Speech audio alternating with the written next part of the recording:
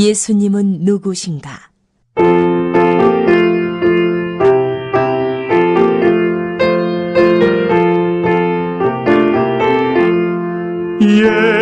예수님은 누구신가?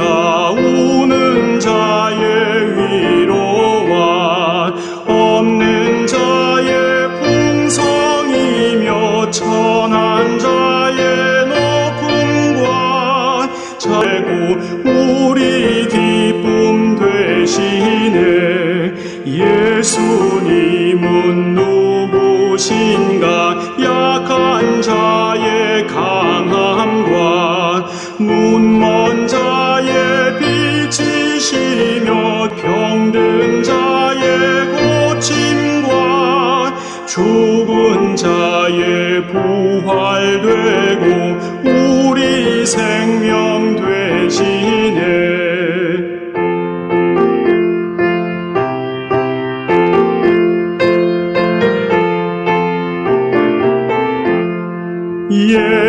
예수님은 누구신가? 추한 자의 정함과 죽을 자의 생명이며 죄인들의 중보와 멸망자의 구원되고 우리 평화 되시네. 예수님은 누구신가? 온 교회의 머리와 온 세상의 구주시며 모든 왕의 왕이요 심판하실 주님 되고 우리 영광 되시네.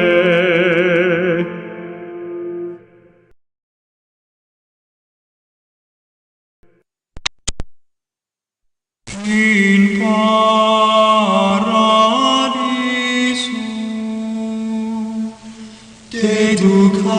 dedicante angeli in tuo adventus suscipiante materes et perducante in civitatem sanctam Hierusalem in paradiso.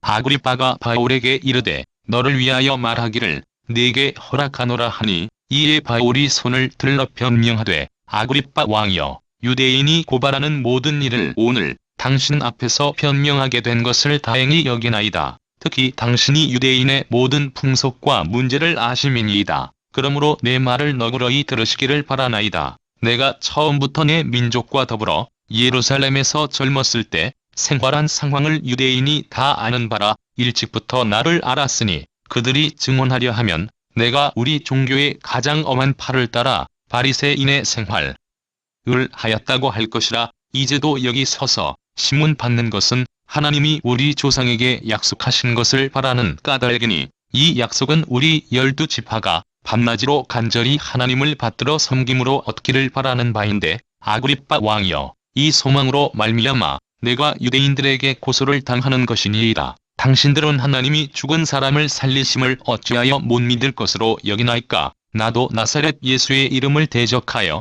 많은 일을 행하여야 될 줄 스스로 생각하고 예루살렘에서 이런 일을 행하여 대제사장들에게서 권한을 받아가지 고 많은 성도를 오게 가두며 또 죽일 때에 내가 찬성 투표를 하였고 또 모든 회당에서 여러 번 형벌하여 강제로 모독하는 말을 하게 하고 그들에 대하여 심히 격분하여 외국 성에까지 가서 박해하였고 그 일로 대제사장들의 권한과 위임을 받고 다메섹으로 갔나이다. 왕이여 정오가 되어 길에서 보니 하늘로부터 해보다 더 밝은 빛이 나와내 동행들을 둘러 비추는지라. 우리가 다 땅에 엎드러짐에 내가 소리를 들으니 히브리 말로 이르되 사울아 사울아 네가 어찌하여 나를 박해하느냐. 가시체를 뒷발질하기가 네게 고생이니.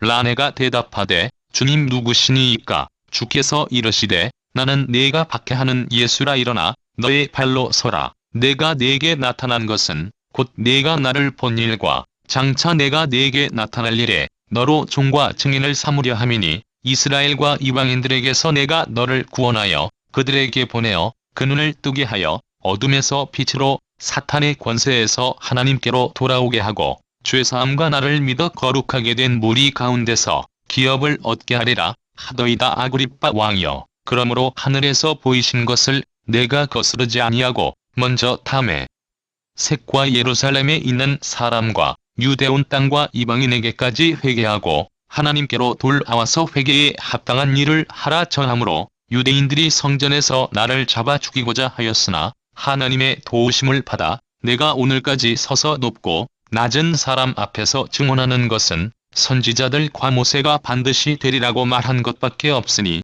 곧 그리스도가 고난을 받으실 것과 죽은 자 가운데서 먼저 다시 살아나사 이스라엘과 이방인들에게 빛을 전하시리라 함이니이다 하니라. 오늘은 왕 앞에서 자신의 회심을 증거한 바울이라고 하는 제목으로 여러분과 함께 은혜를 나누고자 합니다.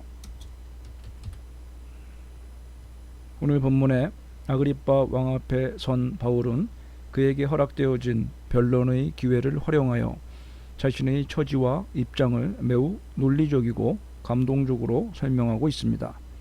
그는 먼저 아그리빠 왕 앞에 예의를 갖추고 자신의 성장 과정과 교육 그리고 종교적인 입장을 설명하며 특별히 그의 회심의 경험과 복음 전도자로서의 소명, 사명자로서의 활동 등을 소상하게 고백하고 있습니다.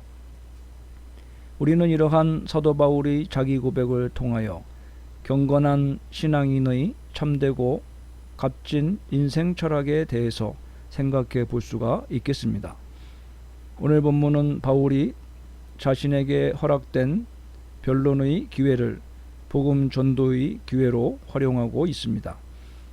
왜냐하면 여기에 모인 청중들은 바울에 대하여 노골적인 적대감을 갖지 않았을 뿐만 아니라 어느 정도의 지적 수준을 갖춘 상류 계층의 사람들이었고 특히 유대 종교에 정통한 아그리빠 왕 앞에서 변론할 수 있는 기회였기 때문입니다.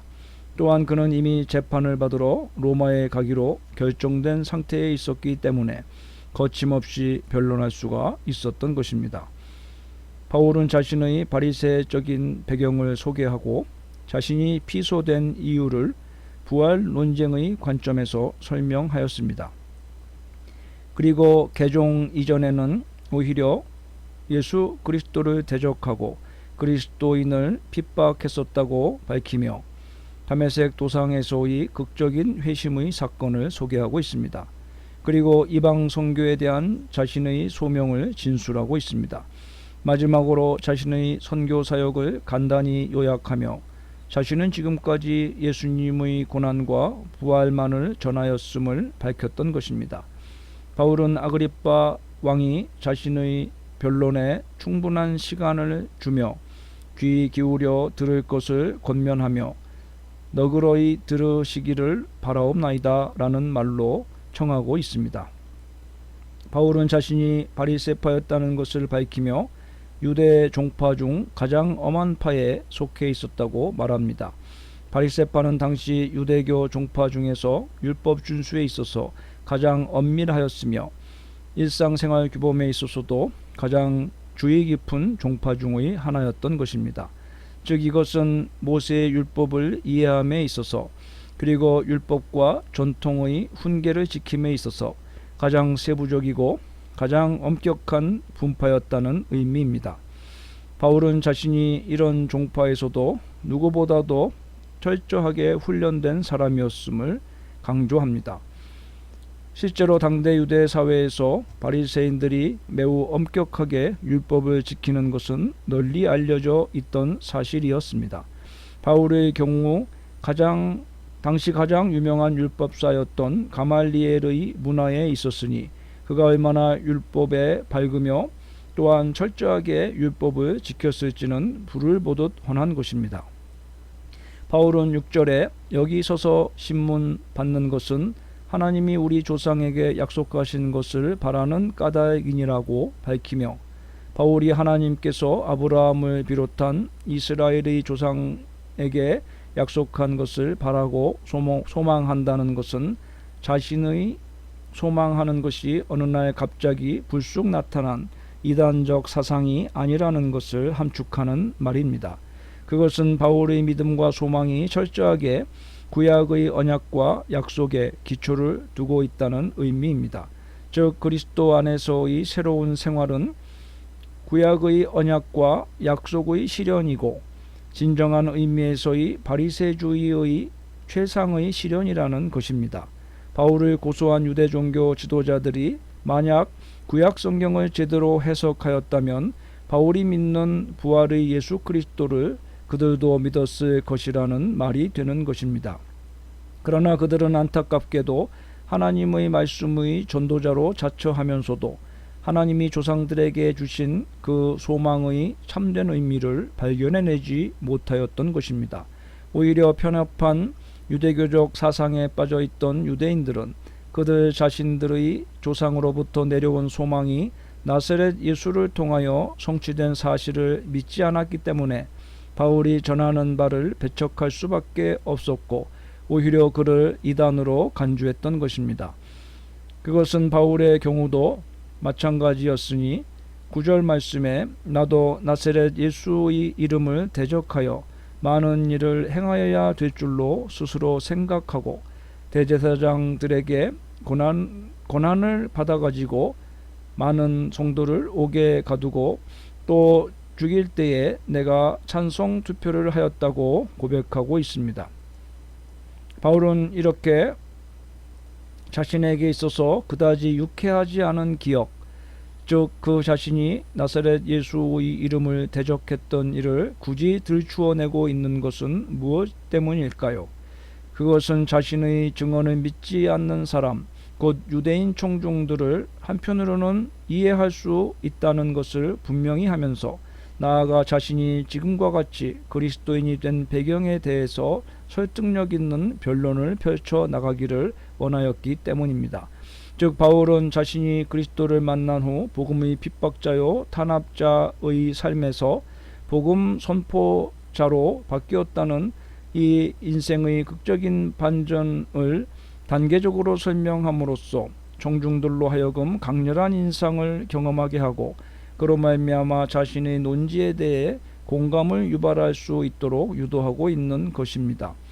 이와 같은 접근은 그들에게 복음을 보다 효과적으로 전하기 위한 바울의 의도에서 비롯된 것입니다. 또한 11절에 보면 심히 격분하여 외국 성에까지 가서 박해하였다고 고백하였습니다. 이것은 사냥감을 쫓아 혹은 적을 쫓아간다는 의미의 핍박하였고 라는 동사로 시작하고 있으며 바울이 마치 사냥감을 쫓는 포수나 적을 섬멸하기 위해 뒤쫓는 군인처럼 끊임없이 그리고 반복적으로 그리스도인들을 핍박하였다는 사실을 잘 보여줍니다. 즉 그의 그리스도인에 대한 박해는 잔인하기가 그지없었으며 참으로 지독한 것이었습니다. 이전에 바울은 그를 죽이려 했던 40명이 넘는 유대인들의 음모 때문에 목숨이 경각에 달렸던 적이 있었는데 여기에서 언급되고 있는 바울의 열심은 자신을 죽이려고 했던 그 유대인들을 훨씬 능가하는 것이었습니다.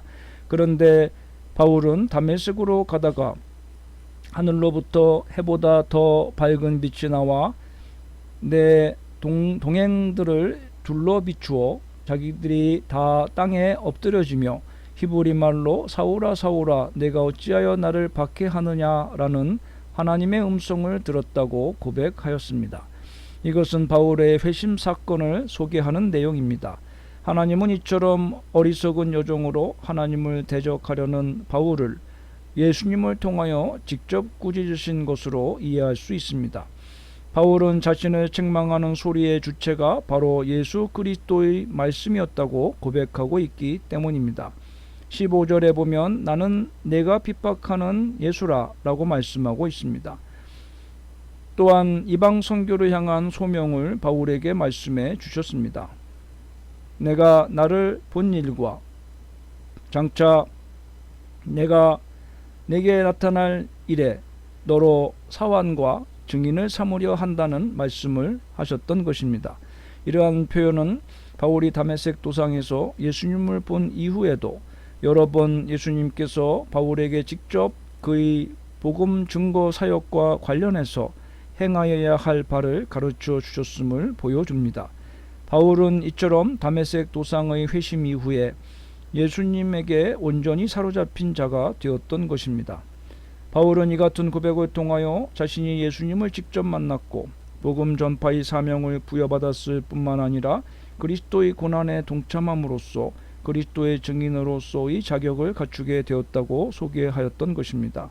이상에서 살펴보듯이 바울의 변론은 자기의 무죄함을 주장하는 것에서 그친 것이 아니라 아그리빠와 거기에 모인 사람들을 향한 복음 선포가 주요한 내용이었던 것입니다. 이는 그만큼 바울이 자기의 생명보다 복음 전파를 더 귀하게 여겼음을 변증해 줍니다.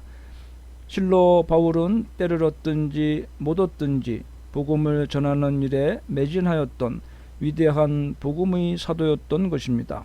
우리는 이상을 통해서 성도는 행복의 최우선 순위를 복음 전파에 두어야 함을 깨닫게 됩니다. 사도 바울이 변론하는 모습을 보십시오. 바울은 기회를 매우 행운을 잡았다고 생각을 하는데 그 이유는 아그리빠에게 직접 복음을 전할 수 있는 기회가 찾아왔기 때문입니다. 복음 전파의 기회란 이렇게 소중한 것입니다. 만일 여러분의 주변 사람이 한 번도 제대로 약을 써보지도 못하고 죽는다면 얼마나 마음이 아프겠습니까? 마찬가지입니다. 만일 복음의 기쁜 소식을 한 번도 듣지 못한 채 영원히 죽어가는 사람이 있다고 가정해 보십시오. 실로 마음 아픈 일이 아니겠습니까? 약 한 번 제대로 못 써서 육체적으로 죽어가는 사람보다 더 불쌍한 사람이 있다면 그는 복음의 기쁜 소식을 들어보지도 못하고 영원한 지옥불에 떨어지는 사람일 것입니다.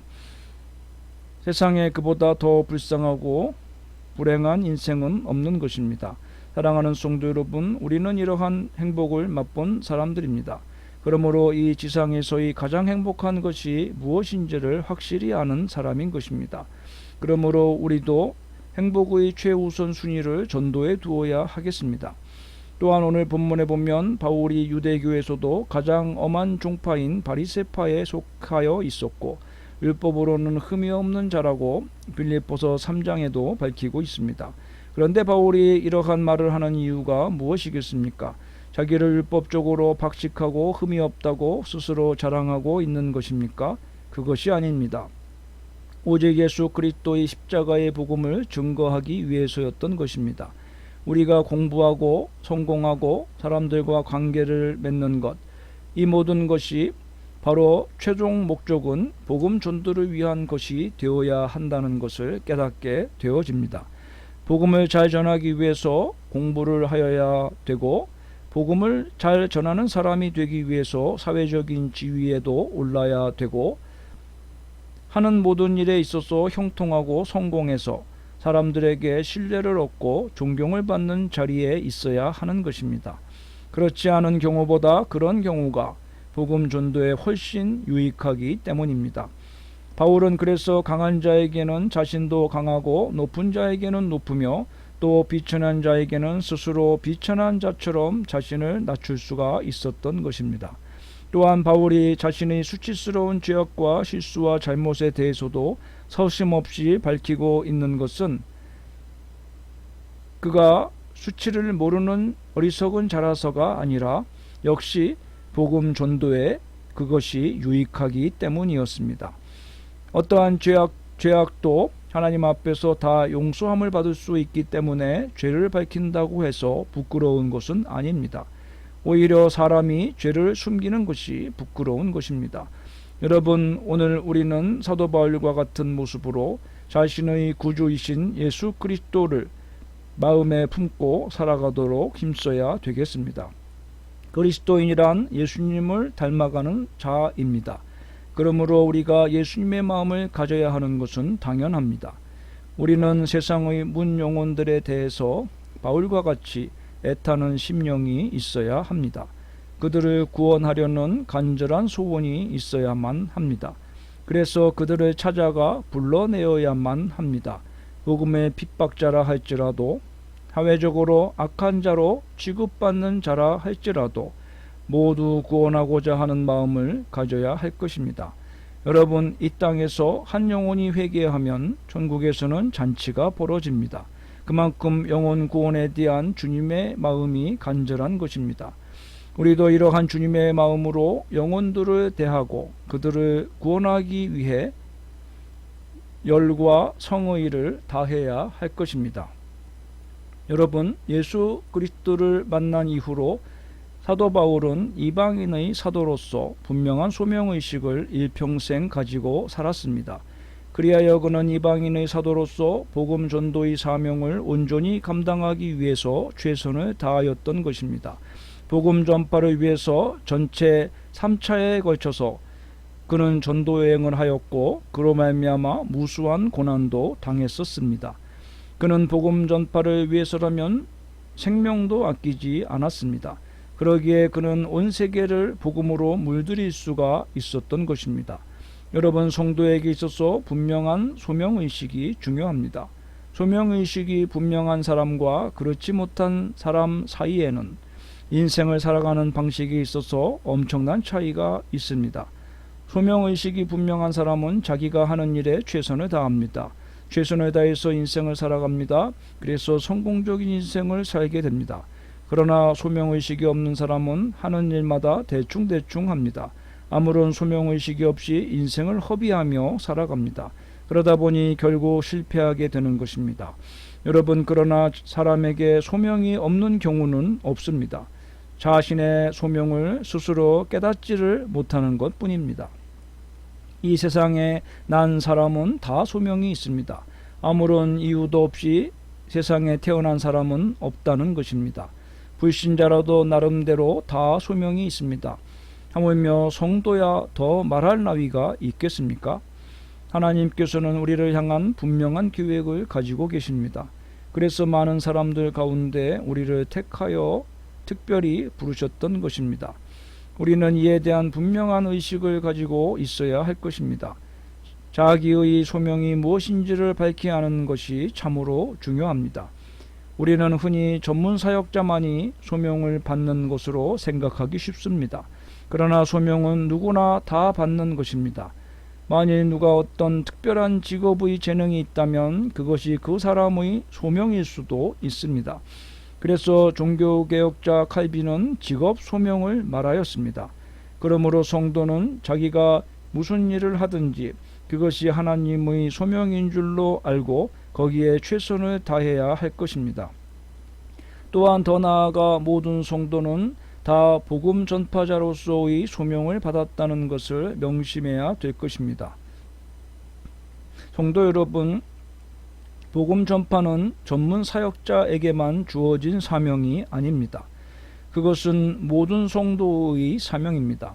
하나님이 우리를 택하여 부르신 가장 큰 이유는 복음 전파를 위해서입니다. 따라서 우리 모든 성도는 이에 대한 소명의식을 갖고 최선을 다하여 복음을 증거하며 살아야 되겠습니다. 기도합시다. 우리를 택하여 천사도 흠모할 만한 복음 전도의 사명을 주신 하나님 아버지, 우리에게 주신 모든 기회와 건강과 물질과 지식과 은사를 최대한 활용하여 하나님 나라 영광을 위하여 그리고 복음의 전도를 위하여 아낌없이 발휘할 수 있는 성령에 붙잡힌 바 된 인생들이 다 되게 하여 주시옵소서. 예수님의 이름으로 기도합니다. 아멘. 523장 얻은 죄악 길에서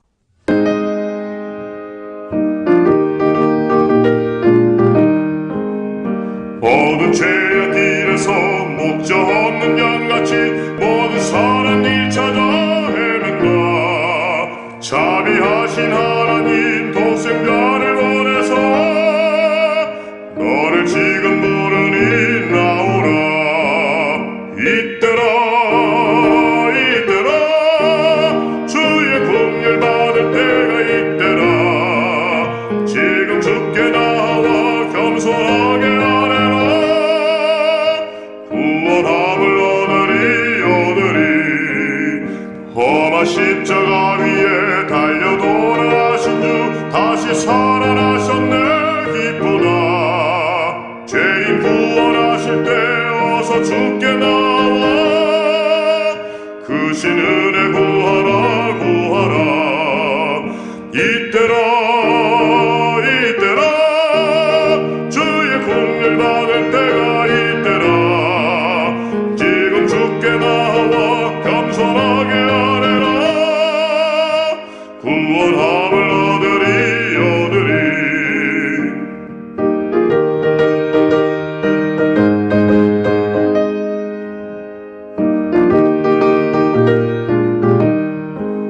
주의 귀한 말씀에 영원 생명이 있나니 주님 너를 용서해 주신다.